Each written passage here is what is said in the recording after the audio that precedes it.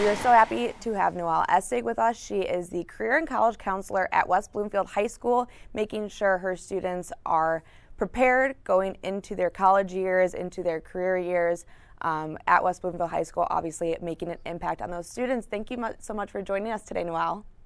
You're welcome. Hi, Maddie. Nice to meet you, actually. Yes. I haven't interviewed with you before, so thank you for having me. Yes, of course. So can you first go ahead and explain a little bit about what a day-to-day looks like as a career and college counselor and kind of what you do with the students there at West Bloomfield High School? So my days vary. Obviously, in the very beginning of the year, well, let me just back up. My role is to work to support our students with their college and career planning. I work in tandem with our 6 counselors that we have here in the building. I am also a counselor, and really helping to educate our students on the career process and knowing that college selection process is quite involved. So I push into a lot of classrooms at the beginning of the school year to educate them on what they need to know as we start that senior year. In particular, the fall is really focused in on the seniors. And then right now we're kind of shifting focus, helping our seniors, but also looking to that junior year. So it varies a lot. If you were to peek in and see me at the beginning of the year, it was a lot of essay help that I provided with students. We do a lot of workshops that I lead, coordinating our college rep visits. So it kind of varies depending upon the time of year. And obviously, college admissions is a very stressful time for those seniors and those juniors going into taking their ACT, their SATs. What do you have advice-wise to give to either those upcoming juniors or those seniors that maybe haven't heard back from their colleges yet? So right now, I guess two different perspectives for the seniors right now that had a lot of November 1st early action deadlines. A lot of them are kind of breathing now, taking kind of they've got the applications in, and now is the nervous part, waiting, right? Advice for our seniors is just, at this point, you've done everything that you can do. I promise you that it all works out. If you desire to go to college, you can make that happen. For our juniors, my advice for them as we're starting to really focus in on them, we have a parent night coming up, is really to take advantage of the gift of time that you have right now. Go and visit college campuses.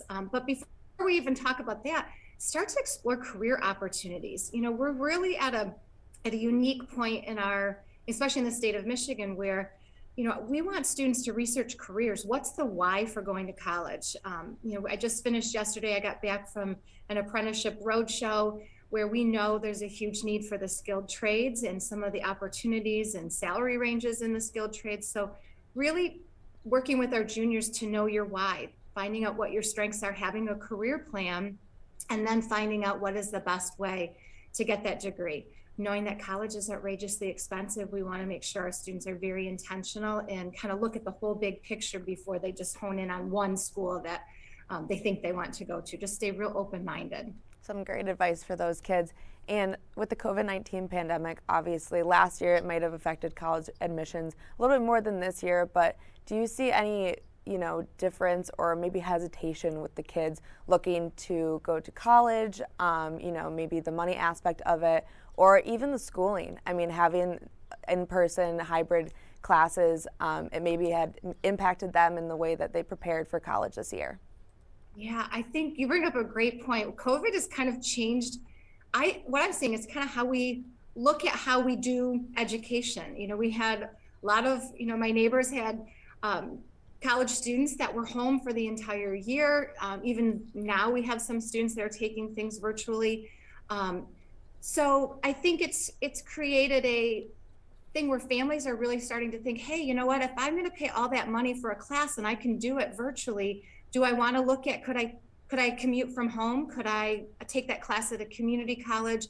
Really trying to be more open-minded, I see this year, with not being so worried about the name on the sweatshirt, but really looking at knowing that college is so expensive, how can I get that, those credits and get that degree without having to put myself in huge debt.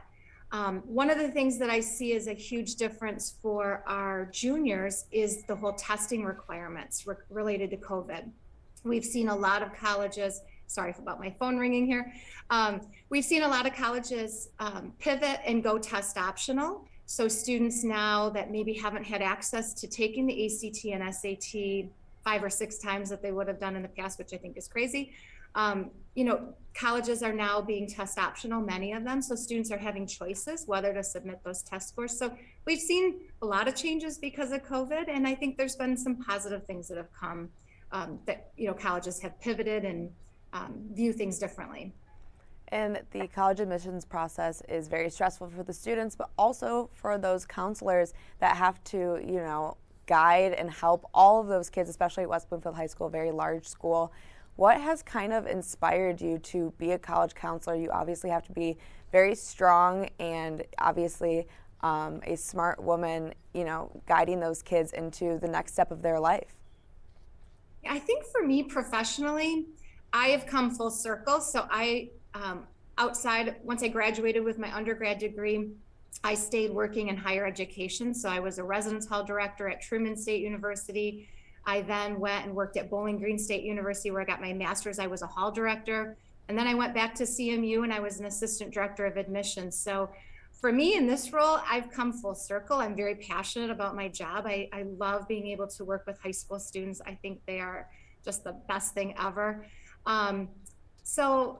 Coming full circle, I think has been really rewarding. And I think, from a counselor perspective, the 6 counselors that I work with, we really love making a difference in the lives of students, and we have great kids. So it becomes, yes, it's stressful because of those deadlines and having to help them and write the letters of recommendation and see, how they're stressed out. And then, the 6 counselors have all their other responsibilities. I'm kind of fortunate that my sole focus is just working with students, college and career, doing the push-ins with the programming and newsletters. And I run a Canvas page that has a lot of informational videos for our students as well. So yeah, it's always crazy, but I think that's the thing that I personally love about it, is that we're always continuing to learn. And then as we get into December, I know a lot of the students will be hearing back from colleges, whether that's an acceptance letter, a deferral, a straight out, denial of their application. Do you have anything that you tell your students once they get those letters, whether it's good or bad, mostly bad, if some sort of advice or words of comfort that you give to them? I would just, things that I always say to the students is, I promise you that right now it seems very disappointing that maybe you had this, this goal of XYZ school, but I just promise you it all works out. And, not to be discouraged. And again, we're pivoting. Maybe you thought you were going to go to this school and it didn't work out, either financially or, even students who get in just realize, wow, financially, this doesn't make sense. So they're going to pivot to something else. So much so I firmly believe you could go to what is perceived as the best college. Now, that could be another discussion you and I could talk about. But a lot of it is, what are you going to do with it? What do you do while you're on that college campus? And so I promise the students it will work out. There are also, if you had that heart set on going to a school that you didn't get into, the colleges will look for transfer students. So you go someplace else, you rock it out, and you can reapply as a transfer student. So it doesn't mean that the door is 100% closed, but just stay open-minded, reach out to us as a counseling team. We can, kind of help walk you through those next steps. Well, thank you so much for joining us. The students at West Bloomfield are obviously very lucky to have you as their career and college counselor.